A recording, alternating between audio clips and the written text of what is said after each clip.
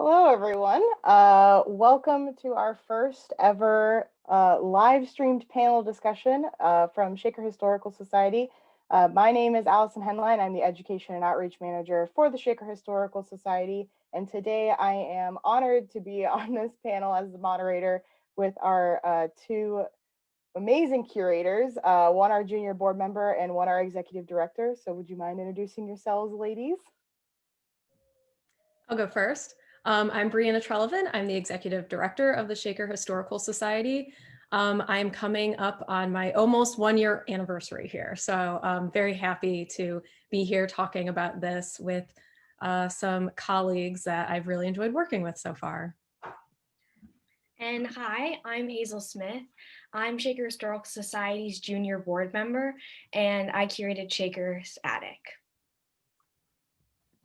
Very, very cool. So just to kind of give everyone a brief overview, if you are watching this live, you can comment down below and ask questions as this is happening, and we will answer them as they come up. If we don't get to your question as it's answered because of a delay in the live feed, we will answer all of the questions at the end as well. So just keep that in mind. If you have any questions that you would want to bring up during this live stream, please just comment them down below and we'll do our best to answer them at the end of this talk. So our first question for you two wonderful ladies is, what is a curator? So a curator essentially interprets a collection through research and exhibition. So at large museums like the Cleveland Museum of Art, you have many curators who might specialize in a certain art genre, time period, or culture. At the Shaker Historical Society, it's pretty much just me. So I kind of, at a small organization, we all wear many hats. So normally the executive director would be the one curating, but we were very excited this time to bring in a guest curator in the form of Hazel. Hazel, do you have anything to add? Yeah, I think just a curator is just trying to tell the story of different artifacts and objects. That's one of the biggest things I learned from curating this exhibit is you're just trying to tell a story through objects and 2D and 3D that you find and that you discover. Very awesome. So next question for you both. How did the idea for Shaker's Attic come about, and how did it go from just this conceptual idea to a formal finalized exhibit? Yeah, so I started over the summer in about June. The Shaker Historical Society's inventory is pretty outdated in how we keep track of it. So we had card catalogs in our library, which is basically boxes of small papers that detail all the information of what's in our collection. And so what I started doing was digitizing them and putting them into a spreadsheet so it's searchable. And we can get a good idea of what we have and what we should grow on in our collection. So after digitizing this, I kind of realized a couple things. First, I really enjoyed it because I figured out how much the Shaker Historical Society has to offer. We have so many interesting artifacts that tell our story that aren't exhibited. So I came across things that after I volunteered at the museum for about 3 years now, but they were objects there that I'd never even seen and never even come across or heard of. So that was really crazy to me because I felt like I'd covered every square inch of this museum, but I apparently hadn't. So I started highlighting and creating a list of these objects, which I found particularly interesting. And then I started looking for them. And the second thing I noticed was that they all have very similar donors. And one thing they all have in common is that they're all from the community. So that's the reason I called it Shaker's Attic, is because our museum really is a community founded museum, as most local museums are. Where our collection is made up of donors that have lived in Shaker Heights or have lived or have relatives. So it's a community effort. So I wanted to highlight that. And that's how the idea came about. So I think one of the biggest things when Hazel first kind of approached me with the idea, beyond just finding the objects, is gathering the information that we had. And I think one of the things that Hazel and I learned very quickly is how much of the information was incorrect or just very incomplete. So there really was a lot of research that went into it. I think, like, for example, one of the interesting things I think that both of us found, we have a flag that it said it was a Civil War flag. And we quickly realized it had more stars than states that existed during the Civil War. So we're like, this doesn't quite add up. So it was a lot of research. Hazel really was digging into resources like in our library and available online.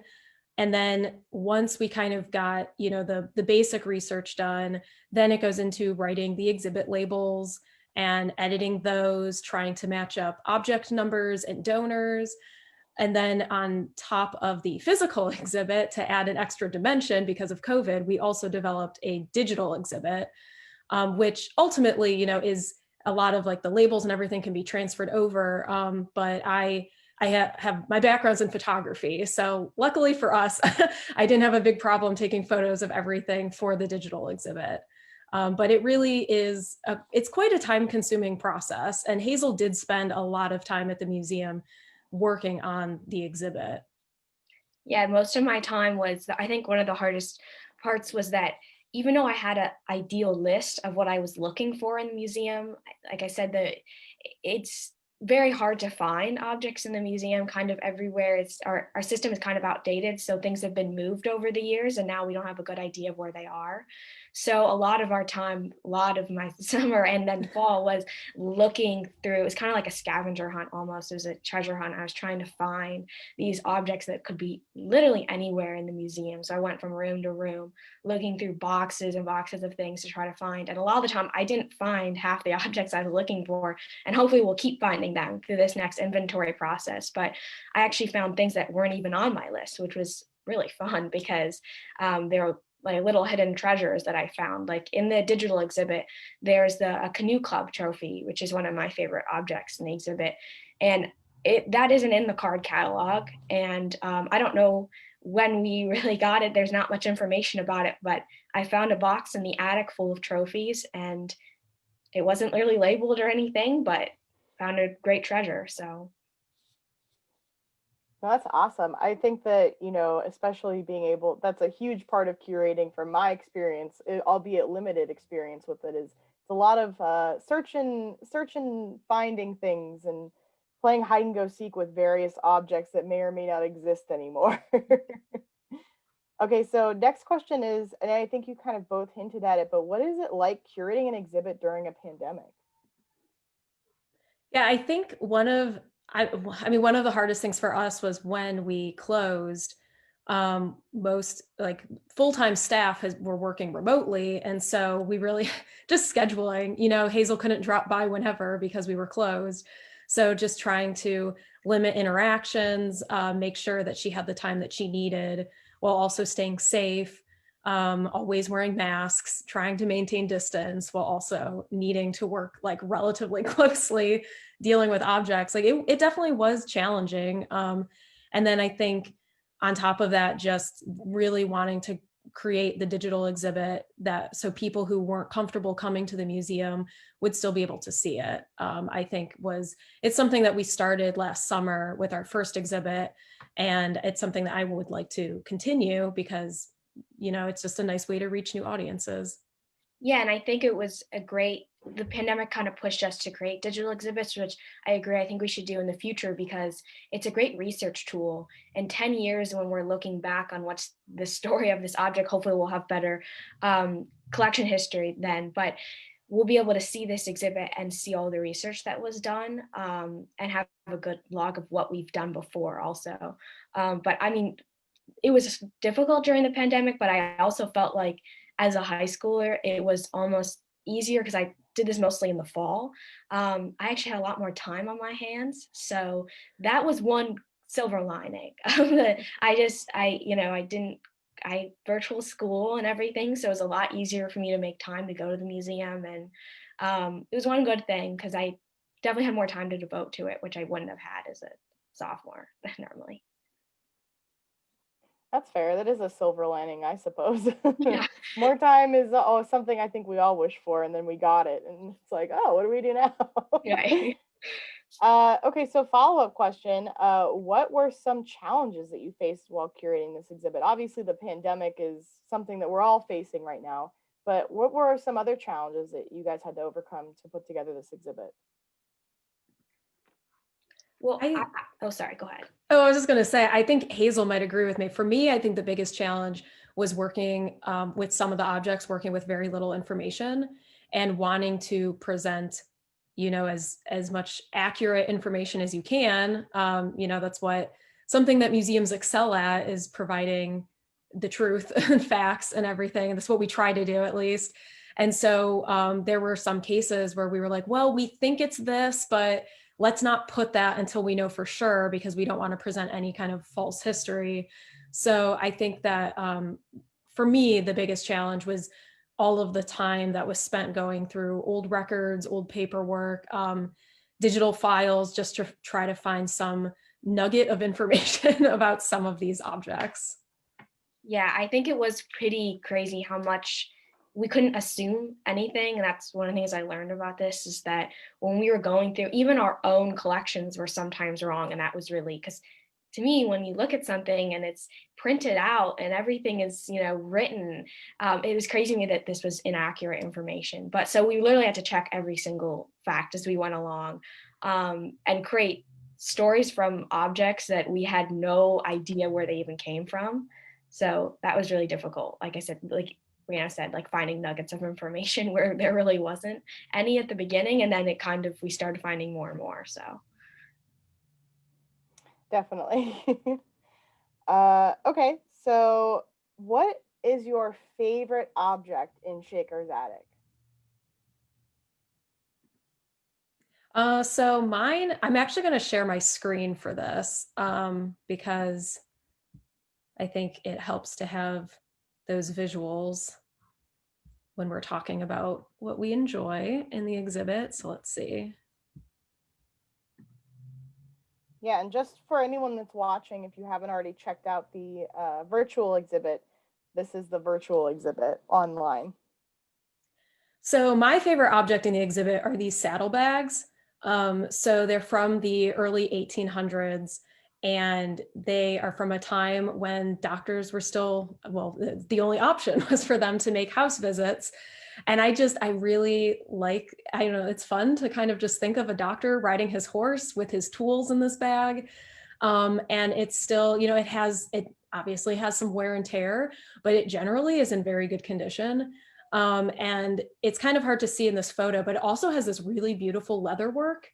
And so for me personally, like this, I think that this is the thing I'm most excited to talk about, because it just is a really cool facet of history. And for me, it's really easy to like visualize it, and that makes it fun.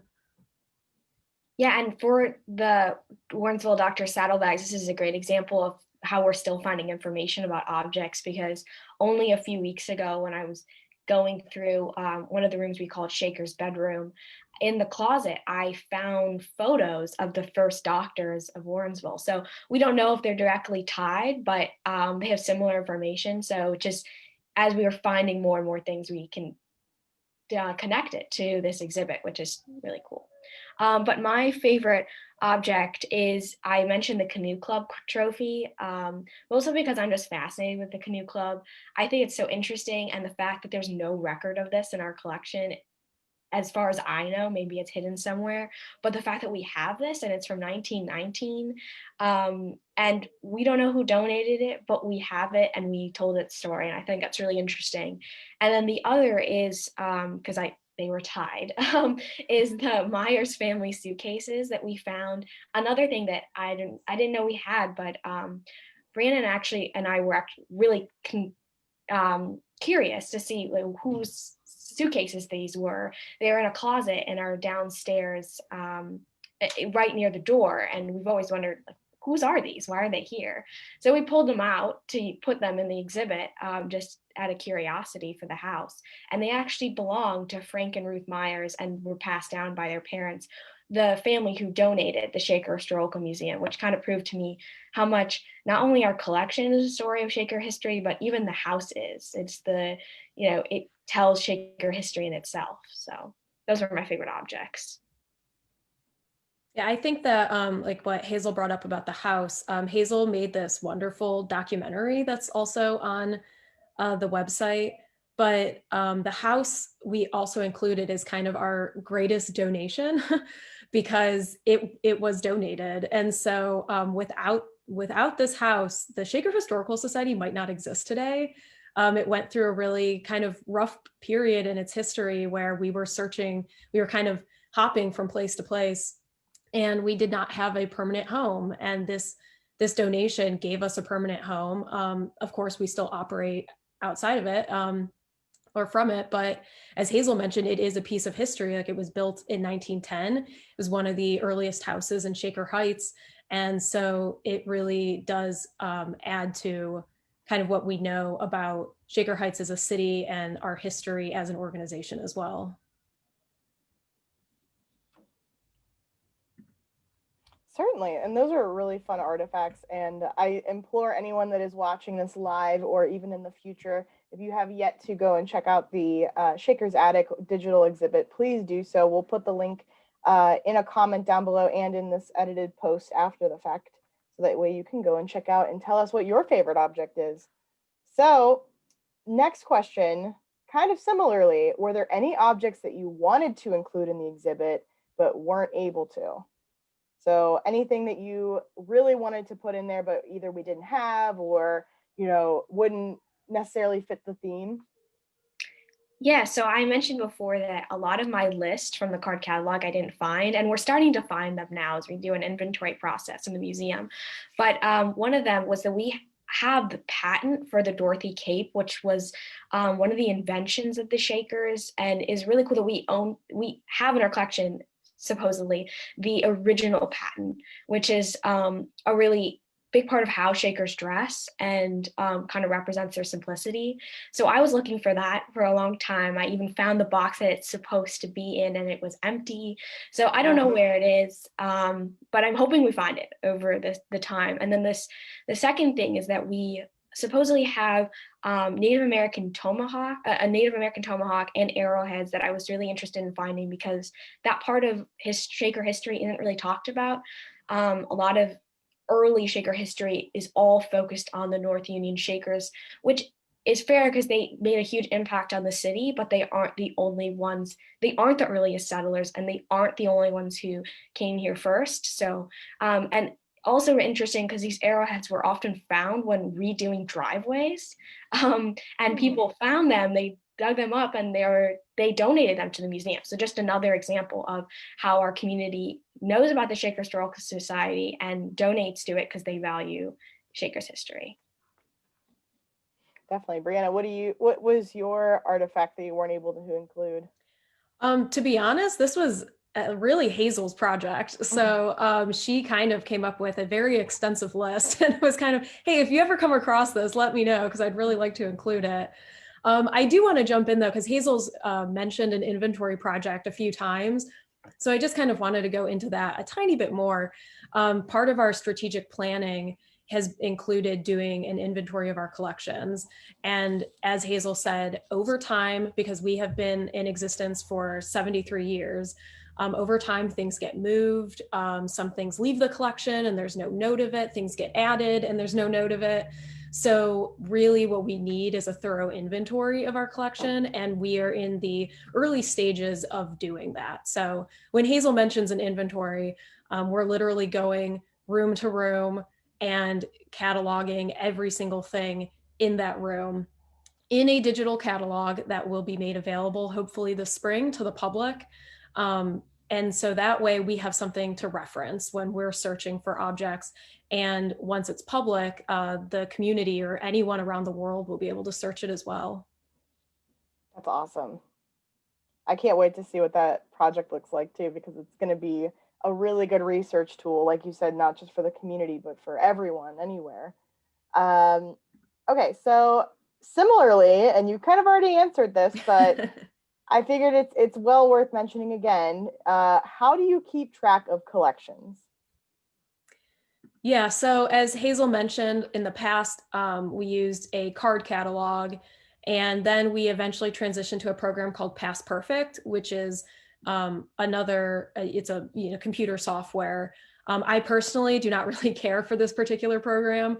So we are using a new cloud-based program that is very easy to use. They actually have an app. So like Hazel and I have the app on our phone, and we're able to just go around with our phone and add objects, which is really nice. And because it's cloud-based, we don't have to worry about storing it on any of our computers. It's called Catalog It, by the way. I should give credit to it since I'm talking it up so highly. But it's a really nice collections management system that I'm excited to present to the public. Like I said, hopefully this spring, once we get a few more rooms added to the catalog. Yeah, and I just want to mention one thing is that part of the reason I was really excited about Shaker's Attic is I thought it was kind of the beginning of this inventory process. It was almost kind of like a space assessment because we were going around all of the museum and figuring out, not necessarily, we're not doing it when we were researching, we weren't doing an inventory of what's in the museum, but it gave us a good sense of how much work there had to be done. And that answer was a lot. But it gave us a sense of, what is in which room somewhat. So then we could actually start an inventory process and prioritize what we want to use first and what we want to catalog last. So. Definitely. Really awesome stuff happening at the museum, and it's just so awesome to be a part of. Okay, so what advice do you have for people who wish to work in a curatorial position or in museums in general? So I would say the biggest thing, as someone who decided kind of late in life that this is what I wanted to do, and then it took me years to actually get a full-time job in a museum, it is difficult. It's a tough field to get into, but the best thing you can do is start early with volunteering in organizations like Hazel is doing. A lot of places do have volunteer opportunities or internships for high school students, not just college students. So if it's something that you think you're interested in, get your foot in the door then, because you will learn a lot. Hazel has said that already, like you learn a lot. It also helps you kind of realize what direction you want to go in. So maybe you realize I'm really into telling the story of objects. I want to be a curator, or I really like caring for the objects and I want to be a collections manager type of thing. Or maybe even I like hanging the objects, so I want to be an installer. Like there's so many options for museum work. So it's really a good idea to, as I said, volunteer or intern to get a sense of what you want to do in the future. I also think that focusing on interning at small organizations is the best thing you can do, because small organizations need all the help they can get. So you will have much more hands-on opportunities at small organizations compared to large organizations that might just have an intern doing, like for example, a past internship for me, I spent the entire summer just researching because that's all they needed me to do. And so it was really cool learning about the workings of the museum, but I spent that entire time just researching, compared to when I interned at small museums and I had I got some experience with curating and caring for the collections and working in some archival management. And so you really do a little bit of everything. And you also have, I would say, and Hazel can follow up on this, but like you also have the opportunity to kind of ask more questions and learn, get more like one-on-one discussions about like, can you explain why you did that? Or like why museums operate this way type of thing. Yeah, I can definitely vouch for that because working like with and volunteering with a small museum, you're just kind of thrown into it. I've never curated an exhibit, but I had an idea and I pitched it and you liked it. So I just did it and I learned a ton. And I don't think that ever really could happen in a bigger museum. And yeah, you just learn by doing. And I've done so many different things at the museum because I just help out wherever or any idea I have. I've done a wide range of things that are completely from like anything from community outreach to just, in a library researching. So yeah, in a small museum, you just have so much more access to people and you feel much more comfortable to, like Brianna said, to ask questions and learn about the process. That's awesome. And again, just to kind of add to that from my own experiences, I basically echo what you both have said, is that small museums give you a lot more in terms of experience, I feel, whereas larger museums are just kind of, they know what they're doing, they're a well-oiled machine, and you are, again, an integral part, but maybe not, you won't be able to see as much as you would at a smaller historical society or museum. So this is kind of like the last serious question that we have. I mean, we still have more questions to go through. And again, if you are watching this live, please feel free to comment down below if you have any burning questions that you would like to ask our fabulous panelists today. What have you learned through this process of curating this particular exhibit? And either of you could start. Okay, I'll start. I mean, I know we've mentioned these things before, but I'll just say them again, is that double check everything and never assume. So even if it says that this is the person who donated it or it belonged to this person, check when they died and check where they lived in that time. Check census reports and cemetery.com and like everything that you have to make sure you have lots of evidence to back up everything that you're putting on a label and that you're teaching people, because you don't want to give people the wrong idea or the wrong assumption. And then this second thing is that it just made me really excited to work with the collection, continuing, because I just saw how much potential the museum has to expand on exhibits farther than what we previously covered is mostly just the Shakers, but expand to more Shaker history and how much collection we have to back that up. So yeah, I think for me, the weird part about becoming like joining staff a little bit before a pandemic hits is that a lot of my time has actually been spent on just kind of like pivoting and trying to figure out how do you survive as an organization. And so I have actually not been able to explore the collection as much as I wish I could have over the past year. And as Hazel said, I think this particular exhibit, digging through everything and seeing what we have really kind of opened my eyes to what cool things we do have. And it made me really excited to kind of move forward again, especially with this inventory and having everything in one database that we can just kind of search for, is really exciting for future exhibitions and future partnerships and everything like that. Yeah, it certainly is really interesting. I loved watching you guys put this all together. It was a very cool experience just kind of watching from afar as well. Okay, so here are some fun questions for you guys. There's just a couple of off the wall, maybe, quirky questions coming up. But do you collect anything yourselves, and how does your experience as a curator influence your personal collections? And Brianna, if you wouldn't mind starting. So as I said, I have a background in photography, and I've been collecting photo books for probably about 12 years now. And I wouldn't say that being a curator has affected my collecting. I think it's the opposite. I'm a very visual person. And so I think as I'm curating, like I like objects that look interesting, which isn't always fair to the boring looking objects, but I think I'm just by nature a more visual person. And even as we've been planning digital exhibits, it definitely impacts kind of like how I photograph objects or how I choose photographs to use for digital exhibits and stuff like that. Awesome. So I collect newspapers. So I really over the last year and a half as I've started actually getting the Wall Street Journal and like other papers. And my grandfather, I also just inherited some of his collection as he's collected over the years.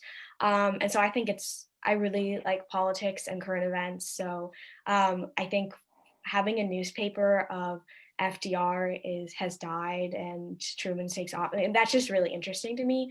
So how I mean I've started using actual archival materials, professional ones that I've ordered and bought instead of just putting it in a box if I hadn't known anything about this, and figured out what materials will make sure that the paper doesn't disintegrate and stays in good shape so that I can pass this on to other people. So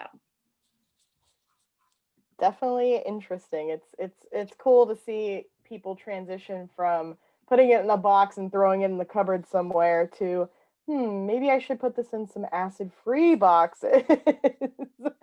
And then a quick plug for the Gaylord archival people out there. Are there any objects in the collection or exhibit that scare you? I think so. This isn't in the exhibit, but I'm one of those people that gets a little creeped out by dolls. And so we definitely have a few handmade dolls that, they're just a bit creepy when you just kind of pass them and they're just sitting there in the dark and they look like they're looking at you. But that's I kind of know the only that. thing I can think of, other than like, I get a little, not that I'm scared of it, but I get a little nervous about some of the old rusty farm equipment that I'm like, I don't know if this is still sharp. We should be extra careful with this. Definitely. Hazel? I don't know. I couldn't really think of anything, but I mean, I agree that the farm equipment in the basement, like if you're walking in the basement and it's really dark, and then sometimes the lights don't like reach the end, and then we have like so much stuff down there that you don't know what is like. You walk into a room, and I mean, maybe just being in the basement's a little scary, but I wouldn't say like a particular object, but. Definitely. Well, I concur with Brianna. Having seen a couple of those dolls, they are mighty frightening, I will say. Okay, so follow-up question. Again, fun, quirky question. If zombies were to attack the museum, what is the best item in the collection to defeat them? The farm equipment, I think. Like we have a number of pitchforks and like scythes and stuff, and I think even if they're not, even if they're dull at this point, I think they would get the job done. Yeah, and we have a lot of blacksmith equipment too, like irons, and they're really heavy. So yeah, if they were an intruder, I'd use that. We do I have we have a small rifle in the current exhibit, Yeah, but we I don't actually think it would really work against zombies. It was basically intended to kind of teach young boys how to shoot back in the day. right. But I don't think, I think the farming equipment would be more effective than the rifle that's currently on exhibit. I agree. maybe as like a melee weapon, but not Yeah, you could hit certainly. it with it, but we don't Yeah. have bullets, we don't have anything. So Oh my gosh, that's so fun. Okay, so last question. What is the strangest or weirdest object in the collection or the exhibit? so I'm gonna name two of them. I think one of them, I'm not sure where it is right now, but we have a horse gravestone. So there was a famous cutting horse, which I had never heard of cutting before, who died, and we inherited his gravestone, or somebody donated it to us, or her gravestone. I think it was a female horse. Um, and so I believe it used to be on our property. I have not noticed it. But again, like I don't spend too much time just looking at our grounds. So I'm not sure where it is right now, but I think that that's very odd. I don't know how many organizations can say they have horse gravestones. I think the other thing I would mention is the La France fire truck. Not that it's necessarily weird, but I don't think it's very common for organizations to have huge fire trucks in their garages. And I think it's a very underutilized collections object. So Allison can attest to this, but we really are hoping in this coming year to kind of get a restoration and maintenance plan going for that, because we would love to show it to more people. Oh yeah, it's an awesome fire truck, and we're hoping to get it out of the garage and get it back on the streets, so to speak. Right, yeah, it was it used to be used in parades and Shaker, you might remember it. And it's I think the first fire truck that Shaker Heights has, and so Mhm. it's a really cool collection item. And I remember from being little, it's very fun to climb on too. Probably not the best for it, but and then my strangest object is we have a if you remember, Woodbury School in Shaker Heights has a giant clock tower, and they recently renovated the clock tower because it was very old. Woodbury is one of our oldest schools in Shaker, so we have the original giant Woodbury clock in our garage. So that's another giant item that shouldn't be in the garage, but I'm trying to figure out how to put it maybe in an exhibit or something. So, but it's really cool. It's really big. And yeah, so it's kind of strange that we have that, but really cool too. Yeah, unfortunately, that's an example of an object that we literally can't fit into our building. So it's like, how do you show that when it won't fit through the doorway? Right. Oh, yeah. So that is all the questions that I have for you wonderful ladies today. If anybody is still there in the chat, if you wouldn't mind asking any questions, or if you don't have any questions and you're watching this, a couple days from now, that's okay. You can still post them and we'll do our best to answer and reply to them. Or if you'd rather it not be on the public face of the Historical Society, you can always email them to us at shakerhistory@shakerhistory.org. I did have a follow-up question from my partner who is downstairs. He wants to know, how do you get involved in volunteering? And how did you personally get involved, Hazel? So I personally got involved with the previous director, and I was just interested in Shaker Historical Society. My dad, Rick Smith, was a board member for the Shaker Historical Society, so I kind of grew up with the museum. But I think it was 12. I was 12, and I really wanted to get involved, so I just asked, and she let me volunteer, and so now it's been 3 years. So That's awesome. And just for anyone that is watching this, if you are interested in volunteering for the Shaker Historical Society, you can email me at education@shakerhistory.org and we'll set something up. As of right now, our doors are still closed to the public, but we are working on figuring out some virtual volunteering positions and maybe limited in-person volunteering positions as well. So there's also a way to sign up to be a volunteer on our website, shakerhistory.org. If you just go there and go to the volunteering tab, there's a form for you to fill out, and we'll add you to our mailing list when we do have opportunities available that suit your interest and your needs. So I think that's kind of it for me. Do you guys have anything else you would like to say before we talk about the upcoming events we have at the museum? The last thing I just want to say is, if you haven't already, please do check out the digital exhibit. The physical exhibit will be there when we reopen our doors, but in the meantime, as I said, we did put a lot of work into the digital exhibit, so you can still watch Hazel's documentary and learn about the history of Shaker Heights, but that is under the digital exhibits tab on our website, which, as Allison said, is shakerhistory.org. yeah, Yes. I encourage everybody, when we open the museum and it's safe to do so, to come see the physical exhibit too.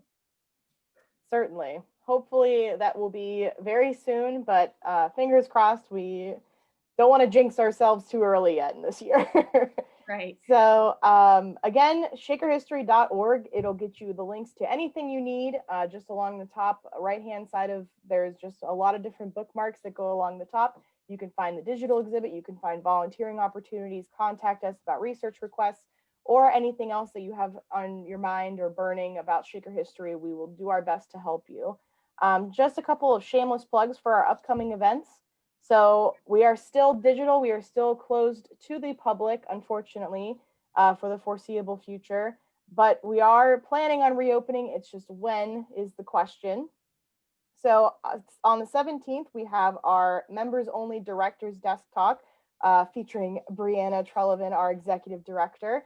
That'll be happening at 2 p.m. And it is members only. If you are not yet a member, you can find information on our website on how to become a member. And that will be sent out via email to all current members. Usually we send it out, I think it's the night before, the day before the director's desk. So that is happening on January 17th, which is a Sunday at 2 p.m. The next upcoming event will be on the 23rd, which is a digital preservation workshop put on by AmeriCorps reps. Amanda, I can never say her last name. I'm very sorry if she's watching this. Amanda Wachowak and Marissa Ham. They're going to be talking about digitization and preservation. That's going to be really, really fun. And that's going to be live here on Facebook Live on our page. That's going to be starting at 12 p.m. Be sure not to miss it. They have a lot of great tips for home preservation and home digitization. And then our next Educators Corner featuring me is going to be on Wednesday, the 27th, and that's going to be at noon. So if you have any old recipes or would like any information about how to cook historical recipes, maybe you have something in your collection, you want to give grandma's cinnamon roll recipe a try, but you don't know what a medium heat oven is, we will do our best to help you interpret that for a modern kitchen.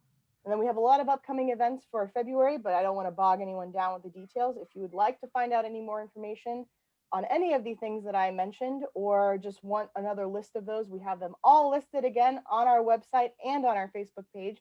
So make sure you check them out for any more information. And if you have any questions, comments, concerns, or compliments, you can always email us at shakerhistory@shakerhistory.org. So I wanted to thank you both again for spending time with us, or thank you both for spending your time today on a wonderful Saturday afternoon in Northeast Ohio with us. And I wanted to thank everyone that's watching. Thank you for stopping in today and just lending an ear and being involved with this. It's certainly a weird time still, but we're trying our best to provide more engaging speaking opportunities and panel opportunities for you all too. So you guys have anything else to say? Thank you. Yeah, thank you. Yep, and thank everyone else. And I hope you all have a wonderful rest of your weekend and Happy New Year. Bye. Bye. Bye.